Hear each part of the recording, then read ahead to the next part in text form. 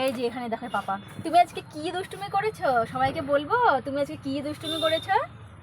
আয়ুষ আজকে আমাকে বাথরুমের ভেতরে লক করে দিয়েছে। আমি 5-10 মিনিট মানে বন্দি অবস্থায় ছিলাম বাথরুমের ভেতরে।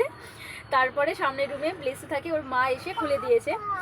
সকালবেলা আয়ুষের পাপা গেছে বাজারে, এবার আমি জানি যে ও বাথরুমে ঢুকলে লক করে দেয় কিন্তু খুলতে পারে না। তো এই জন্য আমি বেশিরভাগ টাইম আমাদের মেন গেটের যে মানে গ্রিলটা আছে সেটা আমি মানে এমনি ছিটকিনি লাগিয়ে রাখি, আর কাঠের দরজাটা আমি খোলা রাখি, যাতে কিছু হলে অ্যাটলিস্ট সামনের রুমে কেউ এসে খুলে দিতে পারে। তো এরকম করে ওকে টিভি দেখে মানে টিভি চালিয়ে খেলনা দিয়ে বসে বাথরুমে গেছি, ও আমাকে লক করে দিয়েছে।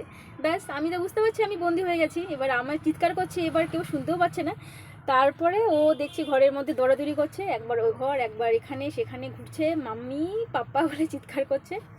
তারপরে অনেকক্ষণ ধরে কাঁদছিল। ওর সামনের রুমে যে বেসু থাকে ওর মা শুনতে পেয়ে এসেছে।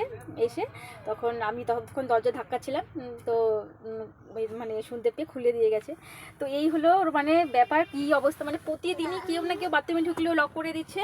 এবার আমি একা থাকলেই মুশকিল, কারণ হচ্ছে মানে বন্দি হয়ে গেলে তো কী করবো, তখন দরজা ভাঙা ছাড়া আর কোনো উপায় নেই। তো তোমাদের বাড়িতে যাদের ছোট বাচ্চা আছে, তোমাদের কী এরকম হয় আমাকে জানিও, এর সমস্যার সমাধান কি আছে, মানে কি করব। কারণ ঘুম থেকে ওঠার আগে আমি চান টান সমস্ত কিছু করে নিই, কিন্তু এবার সবসময় তো হয় না, ছোটোখাটো দরকারে বাথরুমে যেতেই হয়। তো কি করা যায় এটাই আমি বুঝতে পারছি না, কি করব ওকে নিয়ে। তো তোমরা কমেন্টে আমাকে জানিও।